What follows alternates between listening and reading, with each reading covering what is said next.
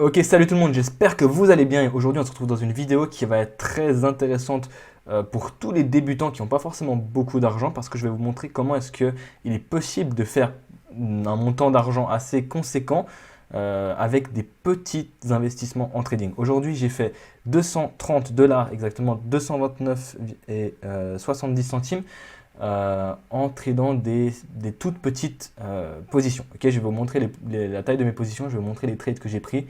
Et voilà, donc 230 dollars en quelques heures.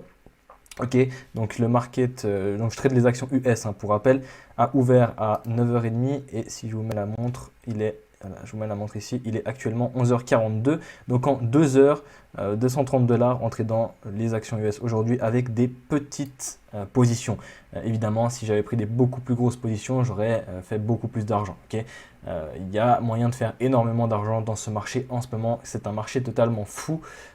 C'est presque du jamais vu, c'est presque comme la bulle des années 2000 en comparaison à la bulle Internet, c'est-à-dire qu'il y a tout qui explose n'importe comment.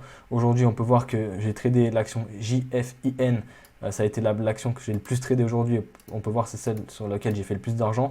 J'ai fait 123 dollars en achetant donc, du côté long et 81 dollars du côté short, donc en pariant contre l'action.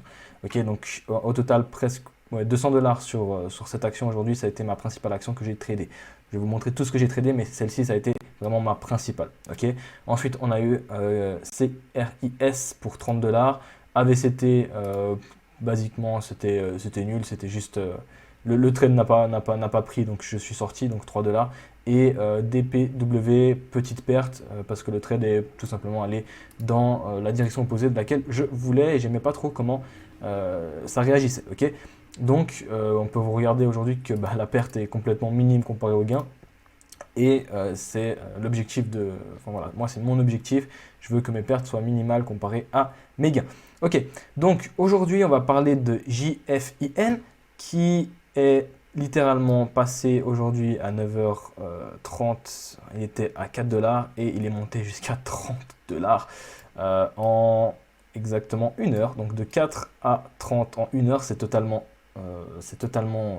ridicule. Il n'y a pas d'autre mot, c'est totalement ridicule.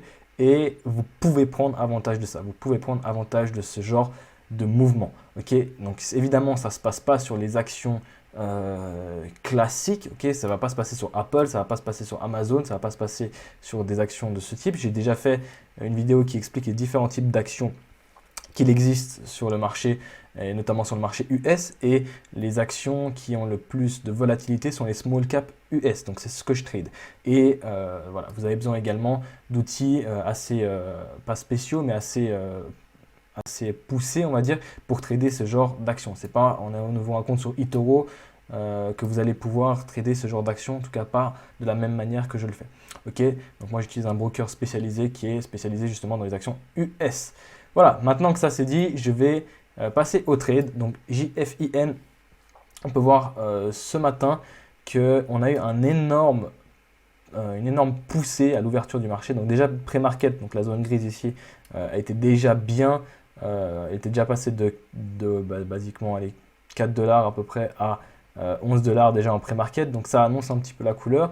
Maintenant, ça ne veut pas dire que ça va continuer. Parfois ça arrive et puis ça tombe. Ok, mais à l'ouverture du marché, on a eu directement cette méga bougie verte ici qui est en 1 minute est passée de 10 à 12,50. Donc voilà, énorme bougie verte, suivi d'une deuxième, suivi d'une troisième. Et là, ici, on était dans un halt.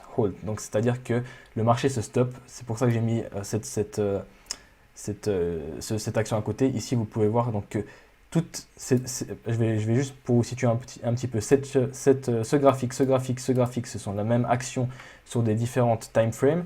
Et ici, c'est le level 2 de l'action en question. Ici, on a la même chose. 1 minute, 15 minutes, un jour. Et le niveau 2, donc le tape de l'action en question. Là, on peut voir les commandes, etc.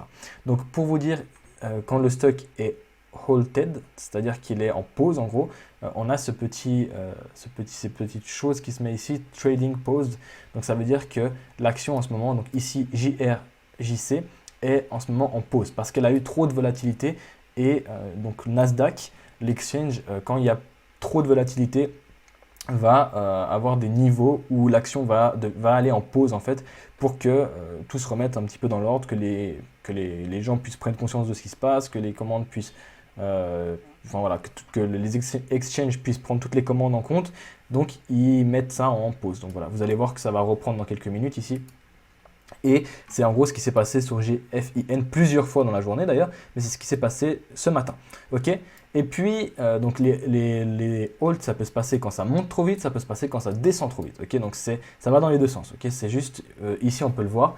Si vous regardez où est ma souris, ici même, LDLU, on peut voir que sur GFIN, le halt band, ça s'appelle. Donc quand est-ce que ça va halt? C'est si l'action descend soudainement maintenant à 19,83. Donc là, en ce moment, elle est à 24. Donc si elle descend soudainement ici à 19,83, ici, ça va halter, ça va mettre en pause le trading. Et si elle monte soudainement à 29,75, ça va également mettre le trading en pause. Okay, donc ça, c'est comment ça fonctionne les halts. Okay, donc, maintenant que vous savez ça, je vais parler de mon premier trade qui a été ici. On peut voir la petite flèche rouge qui a été ma position short. Je suis rentré en short, ici on peut le voir que ça a été halted, après cette grande poussée et on a eu un premier retour en arrière. On a eu un premier pullback ici qui est passé de 17 à 10 et en fait après une montée aussi puissante et aussi rapide, en général quand on a une première bougie rouge comme ça va annoncer, suivi d'un halt, donc je suis rentré juste avant le halt, ça va annoncer qu'il y aura un gros drop, en l'occurrence ici de 14 à 11, je suis rentré, on peut voir mes trades sont ici, je suis rentré à 13,78 et je suis sorti à 11,5 ce matin, donc ici voilà c'est mon trade et voilà, vous voyez ici ça vient de se résumer en fait et d'ailleurs je voulais peut-être prendre une position ici, voilà exactement. C'est ce que je pensais que ça allait se passer. Vous voyez que c'est un peu le même schéma. Voilà, donc là, juste que je suis en train de faire la vidéo, donc je ne l'ai pas fait. Mais vous voyez que c'est le même schéma qu'ici. On a eu la première bougie rouge et on a eu ensuite la deuxième qui va potentiellement finir dans un deuxième halt. Ici, on peut voir que ça va de nouveau être... tout ce qui est en gris, c'est ce qui ne va pas être accessible. Et ça va sûrement de nouveau partir dans un halt. Okay, donc là, vous voyez qu'on a eu un premier pullback, deuxième pullback, etc. Et c'est exactement la même chose qui s'est passé ici aujourd'hui. Donc ça, c'est parce que je suis en train de faire la vidéo, donc j'ai pas réussi à me concentrer sur les deux choses en même temps. Mais ici, je viens de louper de l'argent, clairement. J'aurais pu rentrer et faire encore 60, 80 $, même avec une petite taille. Voilà, bref. Ici, intéressant, trade intéressant. Je suis sorti ensuite parce que tout simplement, en général, quand on a un drop de 17 à 11, ça va me repartir dans l'autre sens. Le trading, c'est un petit peu comme une balle rebondissante. Si vous la laissez tomber par terre, vous allez avoir ces mouvements qui vont aller de bas en haut, de bas en haut. Enfin voilà. Donc ici, je suis sorti de ma position, ok, donc c'est pas grave, j'ai pas cherché le top, j'ai pas cherché le bas, j'ai pris le mouvement, vraiment ce qui m'intéresse c'était le mouvement, ok, je veux pas être un héros et tomber pile en haut et pile en bas parce que c'est comme ça que vous vous faites avoir de toute façon. Si vous visez toujours le haut et toujours le bas, vous n'allez pas réussir à faire votre trade. Ensuite ici justement on parle de ce bounce que je cherche, donc c'est cet effet rebondissant et je suis rentré ici donc en position d'achat pour juste quelques, voilà, donc là 1 $ quand même, donc ça paraît peu, mais 1 $, donc c'est quand même pas mal. Si on peut juste regarder la taille de mes positions, j'ai pris à chaque fois maximum 40 $. Maximum de ma position, c'est 40 $. Donc vous faites le calcul ici, 40 x 10, j'ai pris des positions maximales de 400 $ sur cette action. C'est ridicule pour l'argent que j'ai fait pratiquement plus de 200 $ avec des positions de 400 $. C'est complètement ridicule et c'est justement grâce à la volatilité de ce marché. Okay, donc voilà. Ensuite, ici, je suis reparti en short à la fin du bounce quand je remarque que ici, ça s'appelle lire le level 2 entre guillemets, c'est quand je remarque ici on a une grosse résistance et que ça rejette plusieurs fois le même numéro. Exemple, ici, j'ai dû remarquer que 13.5, c'était un niveau qui, à chaque fois qu'on le touchait, il y avait un retour, il y avait un retour, il y avait un retour. Donc je suis reparti en short ici pour un petit scalp de 13,2 à 12. Encore une fois, j'appelle ça petit, mais c'est à chaque fois $1. Donc si vous prenez une position à 40 actions, peu importe short ou achat, et qu'il y a $1 qui va dans votre sens, bah vous faites à chaque fois $40, $40, $40, $40. Donc c'est très, voilà, c'est bien. Même avec des petits montants, on peut faire pas mal d'argent, surtout quand on le trade plusieurs fois. Là, encore une fois, j'ai pris une position short, je l'ai lâché ici, donc pour quelques centimes, cette fois-ci 80 centimes, je crois. Tout simplement parce que j'aimais pas forcément comment ça réagissait. On peut voir que j'ai bien fait parce qu'après c'est reparti un petit peu en hauteur. Donc ici on a, si on calcule tous mes trades, on a un premier short ici, ici on a un achat, ici on a un short, ici on a un short. Ok. Ensuite je me suis un petit peu calmé parce que quand vous avez un si gros mouvement, en général, on a voilà, ce qu'on appelle un petit peu cette période de consolidation ici, où c'est un petit peu nulle part. Et puis ici, on a le méga squeeze de tous les shorts qui ont voulu slammer les bas de cette action, parce qu'ils se sont dit ça va tomber, ça va se casser la gueule, parce que ça n'a aucune raison, c'est beaucoup trop haut, blablabla, qui ont voulu tous ici vraiment shorter pour espérer encore aller plus bas, parce que bon, quand on a une action qui hier se tradait à $3 et qu'elle est aujourd'hui à $11, c'est pas complètement fou de penser que ça peut encore tomber, mais le problème c'est que voilà, quand il y a trop de shorts qui s'accumulent, on a ce genre de mouvement et ça s'appelle un short squeeze, parce que vous voyez ici le volume comment il augmente, énormément de volume qui arrive de nulle part, et bien c'est tous les shorts qui en fait doivent acheter pour récupérer leur position, pour sortir de leur position. Les shorts devront acheter l'action. Okay, donc quand vous shortez, vous commencez par vendre et vous achetez ensuite. Mais ici, c'est ce qui s'est passé. Ils ont commencé par vendre dans cette zone, puis ils ont acheté ensuite en panique pour justement essayer de sortir de leur position. Maintenant, j'ai pris un autre trade ici, quand j'ai justement, ici j'ai justement réussi à capturer le bas de la bougie, parce que de 1, il y a eu un hold ici, de 1, il y a eu un hold, et de 2, j'ai tout simplement lu, j'appelle ça lire le level 2, c'est vraiment quand vous remarquez qu'il y a une résistance, ok. Vous remarquez qu'il y a toujours le même nombre qui revient, et qu'on n'arrive pas à craquer ce niveau, et bien c'est là où j'ai pris ma position. Donc ici je suis passé de 17 à $18, encore une fois $1 de gain. Et puis maintenant on peut voir, alors attendez, c'était pas mon dernier trade sur cette action, mon dernier trade était ici, ah non, je me suis trompé, ici il n'y a pas eu de hold, c'était ici le hold, et c'est ici que je suis rentré juste avant le hold, quand j'ai vu que ça a vraiment fait ce mouvement vers le haut et que ça a commencé à craquer vers le bas, je suis rentré à $25 et je suis sorti à $21, donc ici un mouvement de $3, quelque chose de magnifique vraiment. Et donc là, j'ai fait pas mal d'argent sur ce mouvement. Les mouvements où j'ai fait beaucoup d'argent ont été le premier ici et le deuxième ici.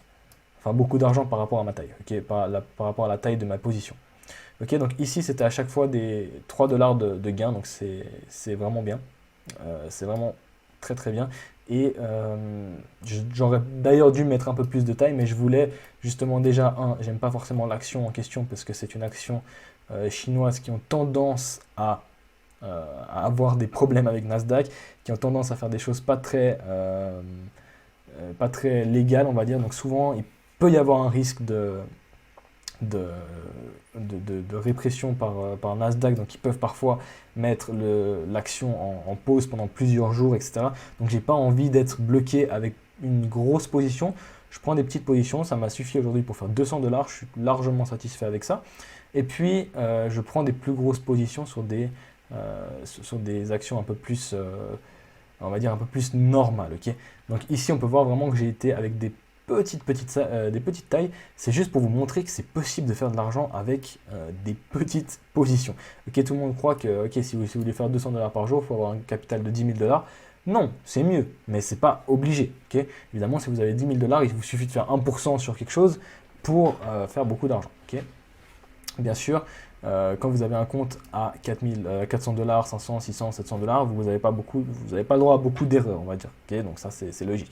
Moi, mon compte est pour l'instant bien plus haut que ça, mais simplement que je continue à prendre des petites positions parce que je vise plutôt la consistance, être consistant tous les jours, plutôt que de faire un gros jour à 2000 $ et puis un autre jour où vous perdez 2000 $, etc. Où vous faites vraiment des montagnes russes. Ça ne m'intéresse pas. Moi, ce que je vise vraiment, c'est la consistance. Okay, donc si je veux gagner 2000 $, je veux gagner 2000 $ chaque jour. Sinon, je veux gagner 200 $ chaque jour. Voilà, c'est ça mon but en fait, c'est d'être consistant. C'est comme ça que vous allez réussir en trading, parce que c'est comme ça que vos jours de perte vont aussi être proportionnels à vos jours de gain. Okay, moi, en l'occurrence, j'essaye de ne jamais perdre plus qu'un jour de gain. C'est-à-dire que ma moyenne de perte peut être par exemple aux alentours de 200 $.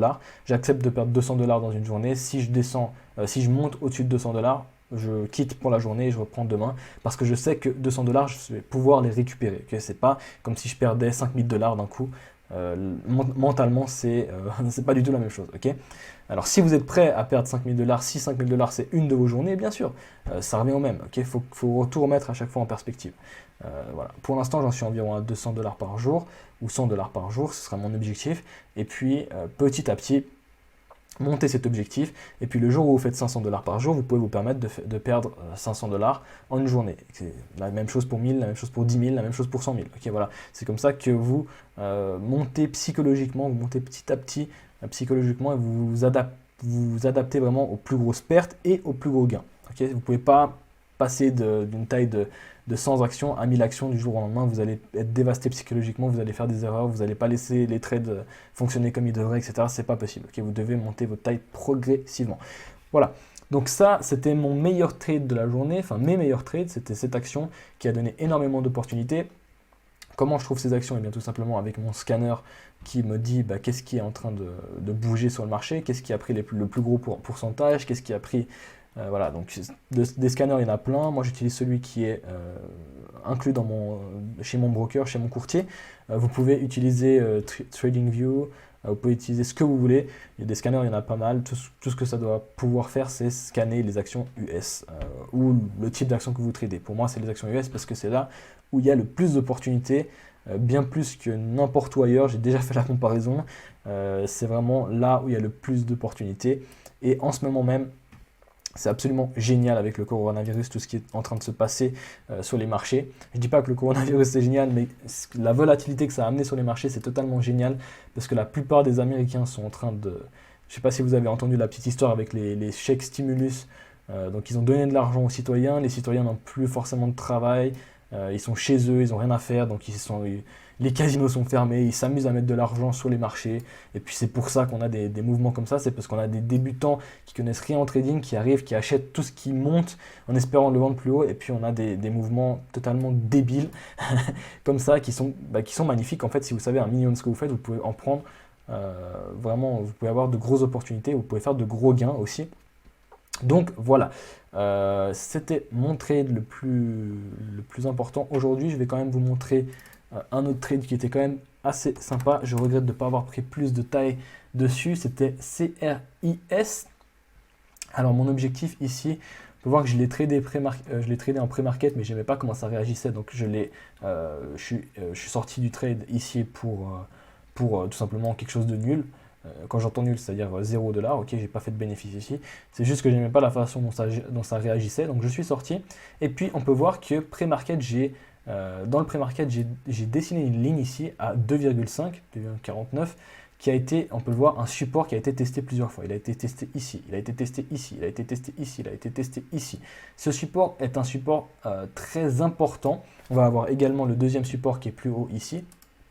Et en fait, moi, ce que je voulais, c'était à l'ouverture, vu que je savais, regardez, si on regarde bien comment CRIS il a agi durant le pré-market, il est passé de rien. Okay, il est passé de 1 $ hier à aujourd'hui plus de 2,5 $. Okay, et puis il est tombé durant tout le pré-market, il est descendu, il a montré vraiment quelque chose de moche au niveau de la charte graphique. C'était vraiment quelque chose qui allait descendre et se cracher.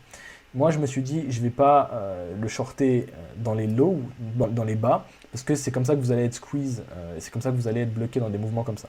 Je voulais attendre je voulais attendre justement ce mouvement ici qui est venu ce matin, où ça allait justement monter le plus proche possible de cette limite à 2,5, étant donné que cette limite allait être une résistance. Pour moi, cette limite devait être une résistance. Si ça continuait à percer à travers cette limite, je serais sorti de mon trade.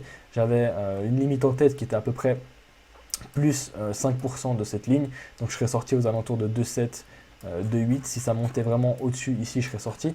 Et moi, mon but était de shorter aux alentours de cette ligne ici. Donc quand j'ai vu ce premier push justement le matin, qui est passé de ici, on est arrivé à 2,35, j'ai commencé à shorter l'action. Donc j'ai commencé une fois, j'avais la possibilité d'ajouter, donc je ne suis pas rentré dans toute ma taille ici, j'avais la possibilité d'ajouter ici, et j'avais encore la possibilité d'ajouter encore ici, avant que ça parte et que je sorte si jamais mon trade ne fonctionne pas. Et comme on peut le voir, j'ai pas eu l'occasion d'ajouter une deuxième fois, parce que voilà, c'est pas monté assez haut pour que j'ajoute une deuxième fois, et l'action est directement tombée. Et puis donc j'ai fait que 30 $ parce que justement je suis rentré avec une petite taille dans l'espoir de pouvoir ajouter et ajouter encore un petit peu, ce que j'ai pas eu l'occasion de faire. Donc voilà, j'ai fait que 30 $ sur ce trade parce que j'ai pas eu justement les ajouts que je voulais avoir. Ok, mais on peut regarder le pourcentage, ça reste quand même presque 12%. Donc ici on a eu 12%, tout est relatif à la taille encore une fois, c'est un très bon trade 12%. Donc voilà, si j'étais rentré avec beaucoup plus de taille, si j'étais rentré avec 1000 $ de position, j'aurais fait tout simplement, j'aurais fait 120 $. Et puis ici, je suis rentré que avec 235 $. Voilà, je suis rentré avec 100 actions. Donc voilà, je suis rentré que avec 235 $ et j'en ai fait 30. Ça fait partie du jeu, j'ai pas eu mes ajouts ici. Donc c'est pour ça que c'est un trade qui n'a pas fait beaucoup d'argent, mais c'est un trade qui a fonctionné comme je l'ai voulu. Et mon but était de couvrir ici, donc justement à la ligne du support. C'est ce que j'ai fait. Parce que ensuite, ce qui va se passer après, tout ce bordel ici, ça ne m'intéresse plus. Okay, donc ça, c'est ce qui se passera après. Et je m'en fous. Okay, donc moi, mon trade, c'était ça. Mon objectif, c'était ça. On a réussi à faire ce que je voulais faire. Enfin, j'ai réussi à faire ce que je voulais faire. Je sors et je passe au prochain trade. Ok, donc voilà, c'était mes deux trades du jour, JFIN et CRIS. Voilà, les amis, maintenant je vous ai tout montré. Je vous ai montré qu'il est possible de faire des bons trades même si vous n'avez pas forcément beaucoup d'argent. Et je vous ai également montré quel type d'actions je trade. Je vous ai expliqué plusieurs choses. N'hésitez pas à vous abonner à la chaîne pour du contenu trading. Vraiment, je vais continuer à poster des vidéos assez fréquemment. Donc abonnez-vous, suivez-moi sur Twitter, Instagram également, c'est tout dans la description. Et activez la petite cloche pour les notifications. Allez, salut tout le monde!